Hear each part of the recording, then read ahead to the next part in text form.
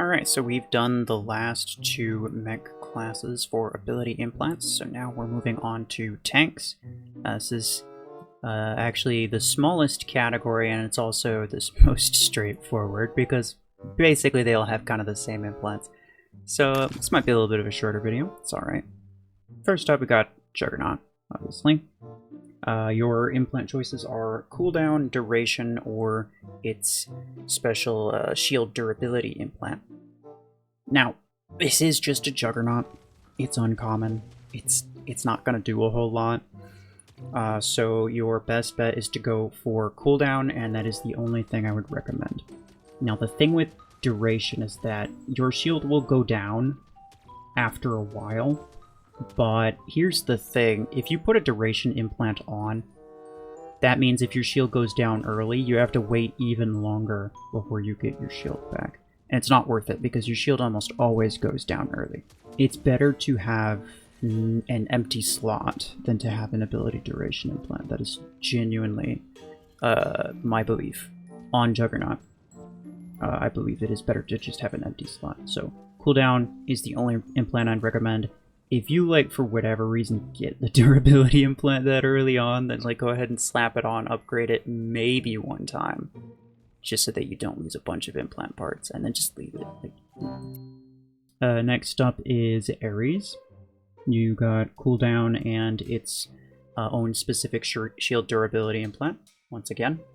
It is just an Ares, it's only rare, right? You're not really going to use it for that long. The durability implant, not really worth using. Even if you do get it, you're probably better off just scrapping it, to be honest. Cooldown is another solid choice, just gets your shield back faster. And so yeah, that one's, very, very straightforward. Aegis, you got ability cooldown, ability duration, and its own specific radius implant. So the cooldown's good, that's what most people use. I mean, most people use cooldown on basically every mech, let's be real. The duration on Aegis is actually kind of the same deal with the duration on Juggernaut. I would recommend against it pretty much, if at all possible. The radius implant is also something I wouldn't recommend. I think your ability is actively worse if you have that implant on it, because it literally just makes your shield a bigger target, and it makes it easier for enemies to get inside.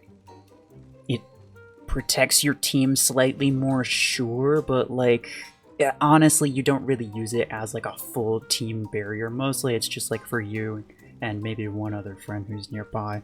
So generally I would say it's not worth using the radius or the duration. So once again, just a cooldown, classic. Sentinel, you have ability cooldown implants and the specific shield durability implants. This is the first one that has the 3 different rarities of the shield durability implant. Is it worth using any of them? I would argue possibly yes, but only if you plan to, like, only if you, like, really like Sentinel. It's not a great mech, let's be real.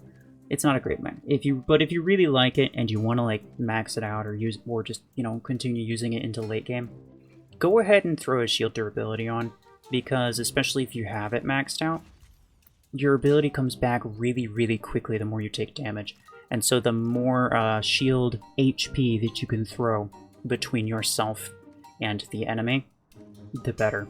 Because you'll be, once again, you'll be pumping it out really quickly if you get to low HP, just because of the max perk.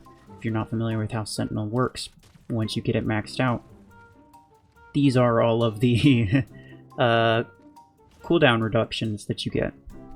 So if you get to 20% HP, instead of a 12-second cooldown, you get a 4-second cooldown. You can then reduce that even more with a cooldown implant. So I always recommend cooldown as well.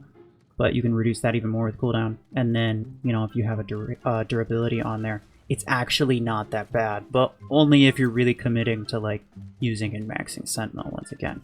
Not a great choice. Vortex, you got cooldown, duration, the radius, and the damage implants. You can use the generic damage, and you can also use the, mech-specific damage implants. So cooldown is a pretty classic one. it's a good one because your cooldown is actually pretty long as far as things go. Duration is shorter. Now, what I said during the Scouts video was typically, if you have one number that's larger than the other, it is typically better to decrease the cooldown because you'll decrease it by a greater number of seconds than you could increase the duration, and so your ability cycle time will actually be slightly faster that way. However, with certain weapons, I find it incredibly useful to have ability duration, specifically if you're using like minigun on Vortex, which I do pretty often. So yeah, there is that. If you're using a weapon that takes a little bit of time to get the damage out, I would recommend duration because it is very nice to just keep you alive. And then, you know, the cooldown if you can fit it as well. But, you know, if you're using something that deals damage faster, let's say like Stormrack, Railgun, whatever, cooldown's definitely the way to go. Because again, very long. The radius implant is garbage. It's completely pointless. I think your radius is 12 meters. You can get it up to 15 meters, which is it's no good. It's 3 meters for a ton of implant parts that you spend. You literally get it up 3 meters. It's not worth it. And the field damage is also very, very low. It's like Redox, honestly. Like, it's not even worth increasing the damage. So I would go for just cooldown or duration, or possibly both, depending on the weapon that you're using. Last one is Bastion. So your options are cooldown, the blast radius, and the blast damage.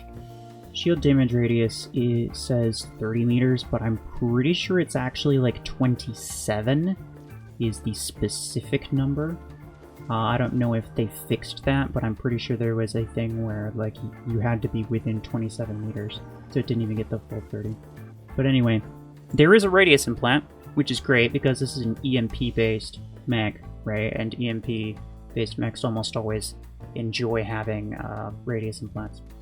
The thing is, the legendary for Bastion only increases it by 30%, which is not very good, let's be honest. It gets you to like 38 meters. And this paired with the fact that I think you're a couple meters short than what is technically listed here, so you're looking at like maybe 35, 38 meters. It's not really worth using in my opinion, but if you have an extra slot and you have like an epic one, go ahead and slap it in there, upgrade it a couple times. You might get like a couple stuns out of it, so better than an empty slot for sure. Cooldown 16 seconds. This is the longest cooldown out of all the tanks.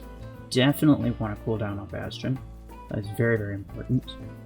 And the shield damage is fairly decent, but it's not really worth, you know, it's not really worth increasing the damage, in all honesty, because you know your shield cycle time's not very high. You're not using a damage-based ability.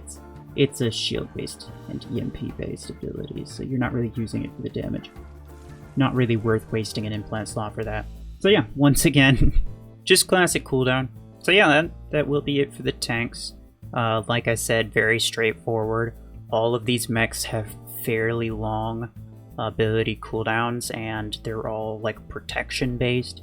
Protection's very important in Mech Arena, so honestly, yeah, just getting that shield cooldown as low as possible really helps you out the most. So really just cooldown on all of these, and that's basically it.